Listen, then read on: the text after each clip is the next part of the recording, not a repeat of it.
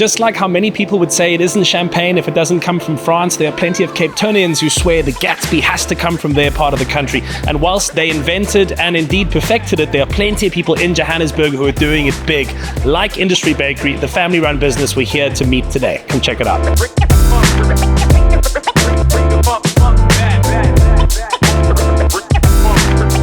My brother.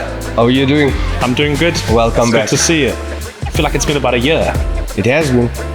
It has been a year. We've grown. We've changed the shop. We've redecored.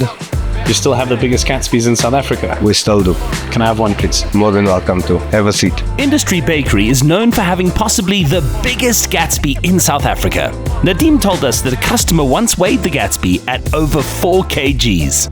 This thing is huge. Here is my face for scale. This legendary Gatsby consists of a white bread loaf which they make at their own bakery, their special sauce, red onion, masala beef steak.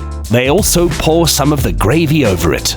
More special sauce, lettuce, mutton polony, mutton Vienna, more special sauce, of course, chips, cheese.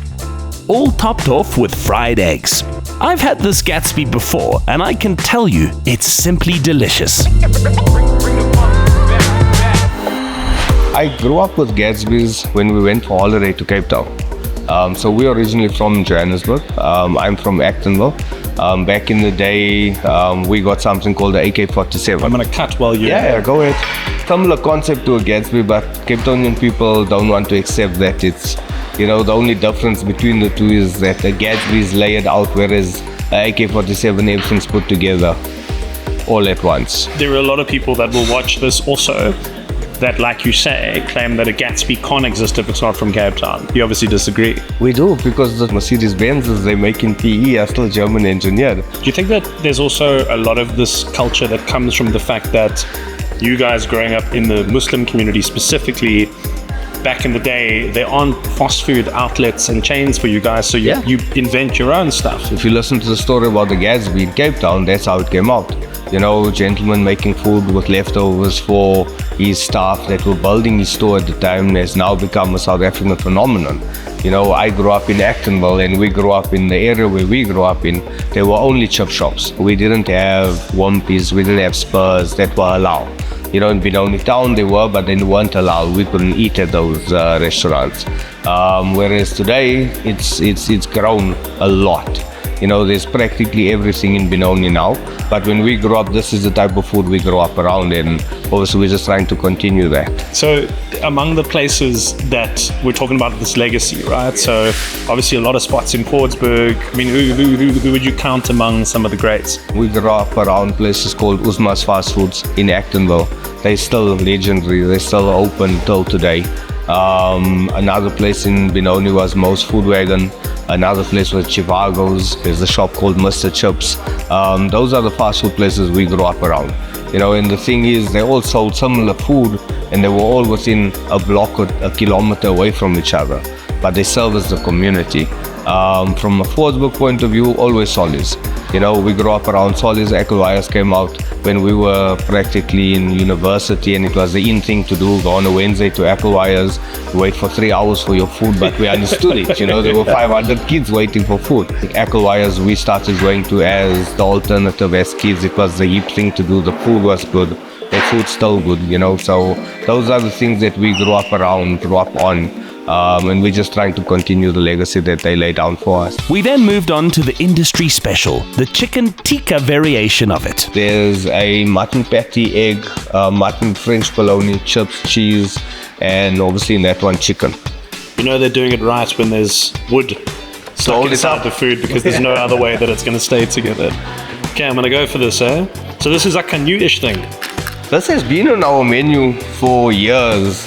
But it's recently started. It's recently started getting some headway in terms of popularity within the store.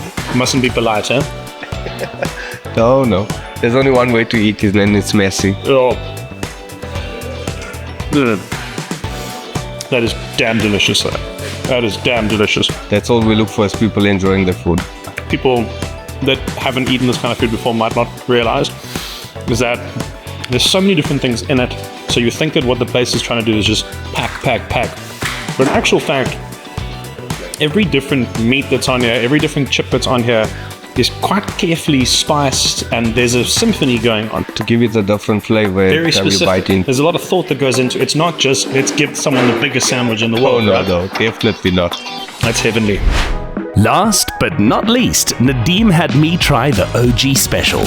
So that's got masala steak, red onions, lettuce, chips, cheese, and what the Cape Townians would call penny bologna. Yes. It's a mutton garlic bologna that we put in that sandwich that gives it a different spice and a different taste. The color alone, I can already tell you I like it. That's good.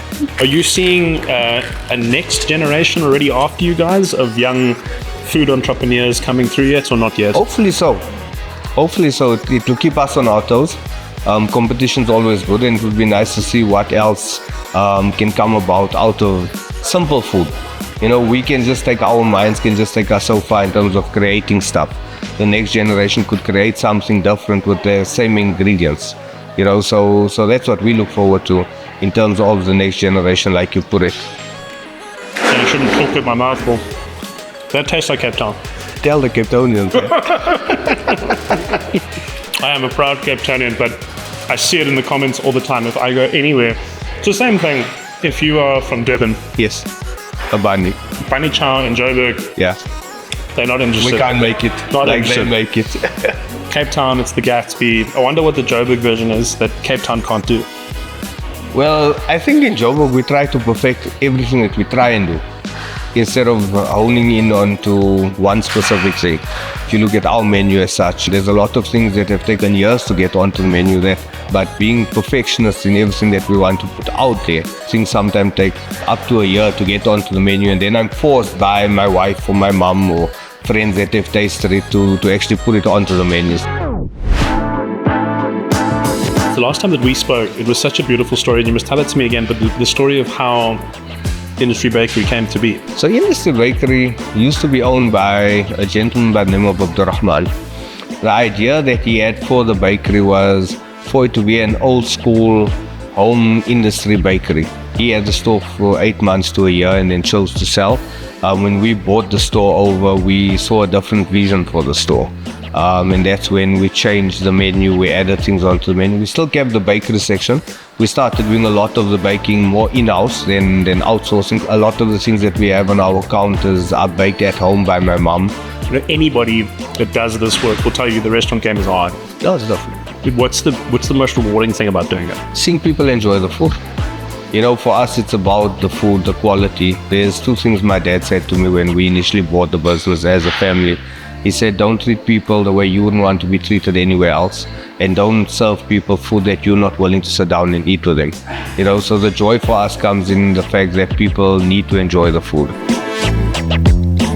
I'm pretty sure these are the biggest Gatsbys in South Africa, but I can say with certainty they're among some of the most delicious. This isn't just about food, it's about a family-run business done right. This is a beautiful spot, the Industry Bakery. You've got to come try it out for yourself. Keep following, subscribe, like the video. We'll see you in the next one. Cheers.